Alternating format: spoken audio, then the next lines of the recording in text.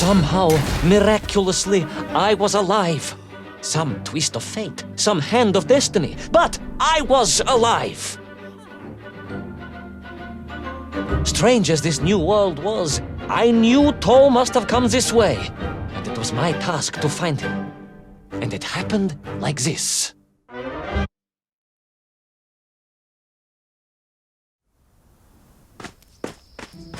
The sun beat down on me relentlessly. The heat was unbearable. I was exhausted. Yet I could not stop. I had to go on.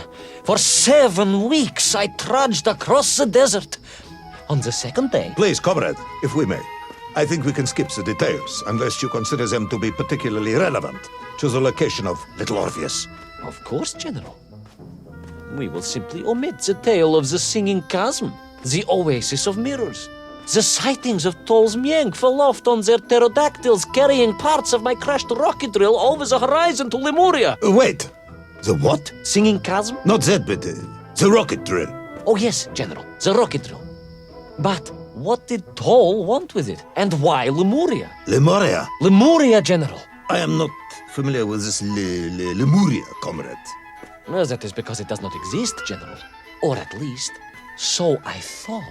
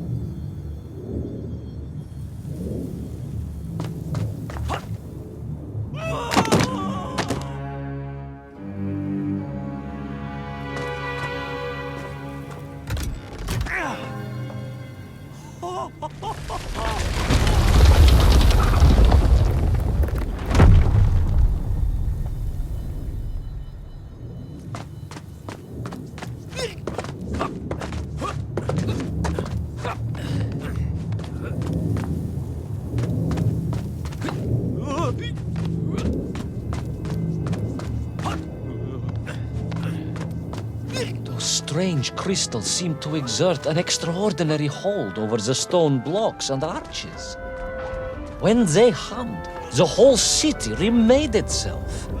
Where they were missing, clearly looted by some villainous thief, the city was fallen to ruin. It was like a vast musical instrument, vandalized and yet still attempting to toot.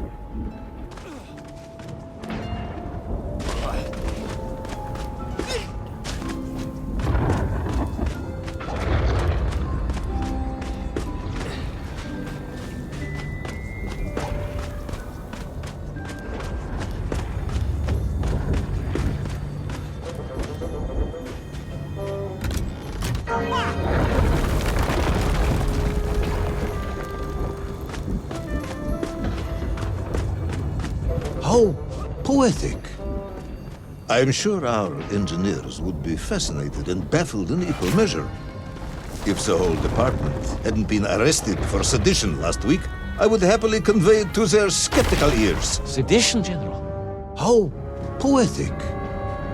I am sure our engineers would be fascinated and baffled in equal measure.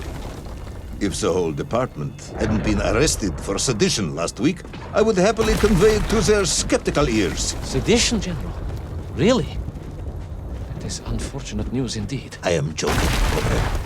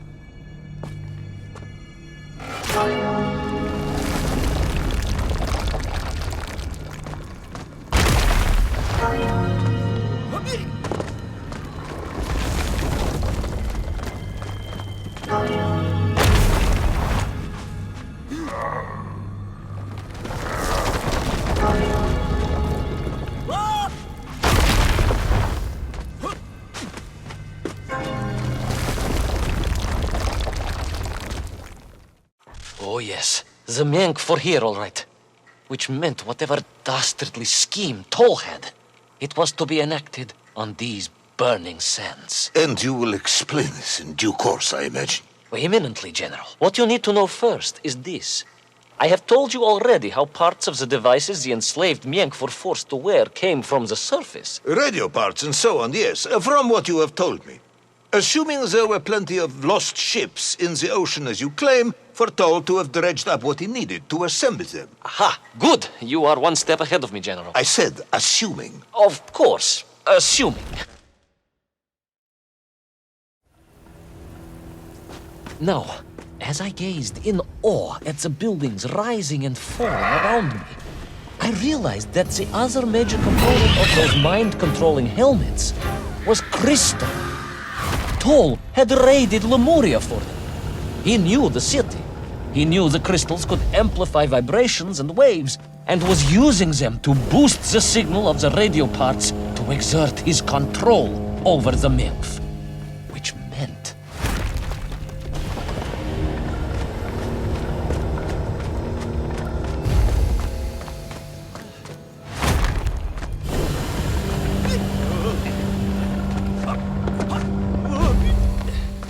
Yes? Imagine, General, what such amplification could achieve when fused to the finest atomic science our great Soviet civilization has produced. Wait. I do not understand. You said Toll was planning on using the bomb to shatter the Earth's crust to return to the surface. A tragic mistake, General. I had not recognized the extent of his mad ambitions.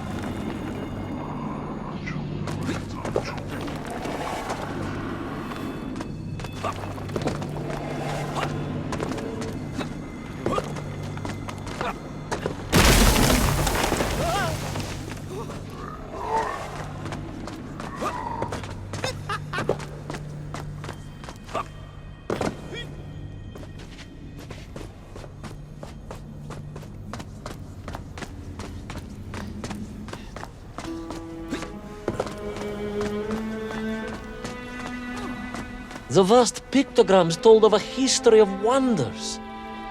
They seem to suggest the Lemurians were travelers from another world, where a mysterious clock seemed to stand. That is very mysterious.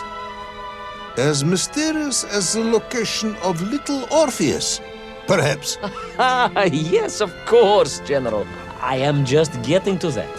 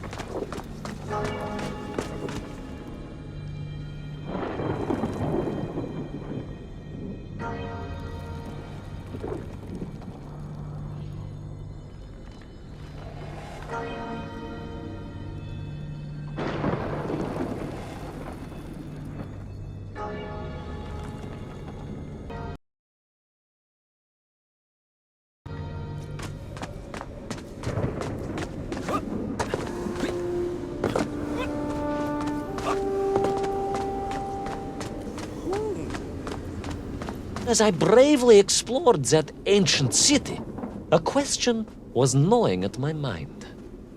What did it mean that the Lemurians had foreseen the coming of Tol? And who was the man from above that was celebrated as the savior of the Miengf? It was almost as if they could read the future in their crystals.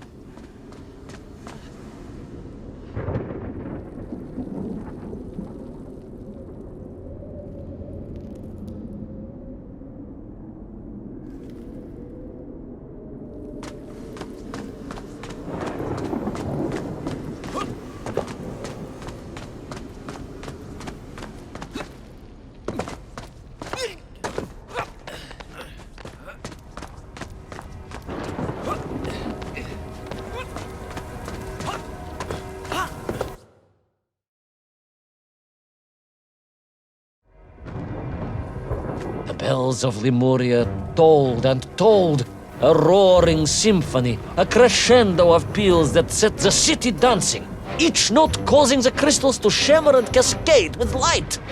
But the sandstorm was no natural phenomenon, and the bells did not ring for celebration.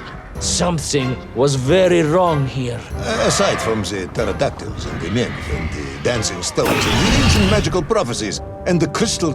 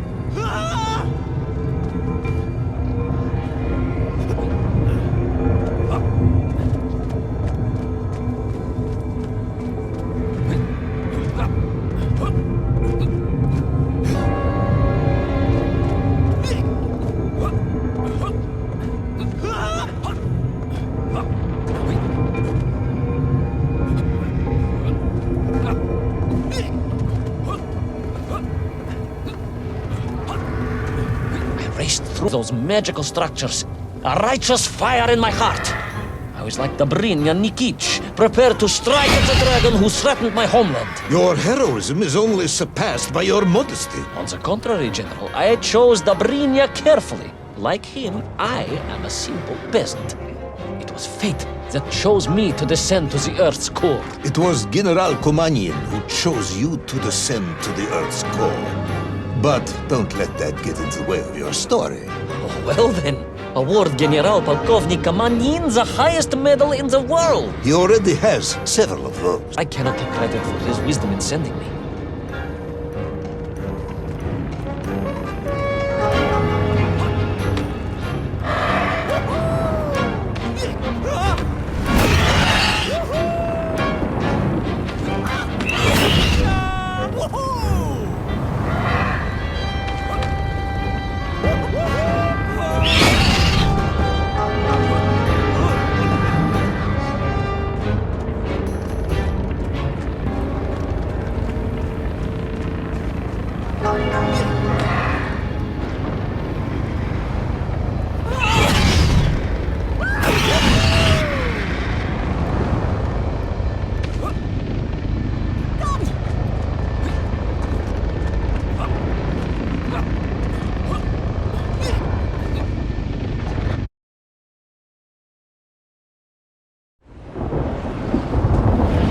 was once a rocket drill ship, built to burrow into the earth, was now a mighty vessel, repurposed to blast off into the skies.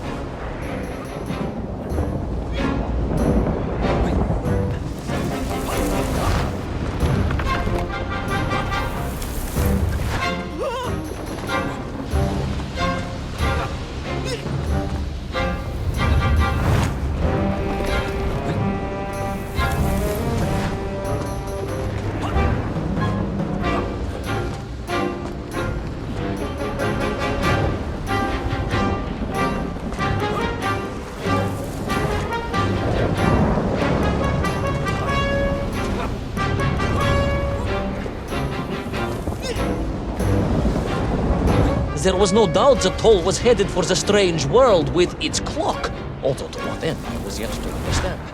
But there was no time to consider, no time for questions.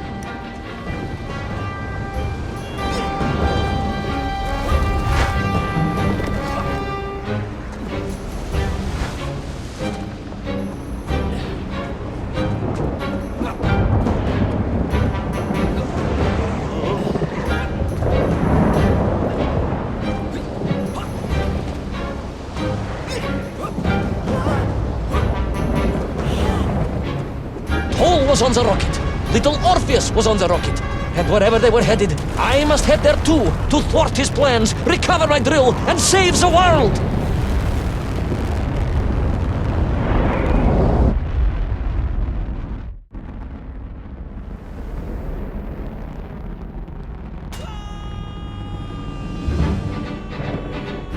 Will our enthusiastic yet disorientated hero be burnt to a cinder by the rocket's engines? Will he be smashed into the rock that surely must be beyond the Lemurian skies? Does Nikolai Petrovich Kamenyin really need any more medals? What was the strange clock, and what could it all mean? All of these questions and more will be answered, if you're extremely lucky, in the next exciting episode of Little Orpheus!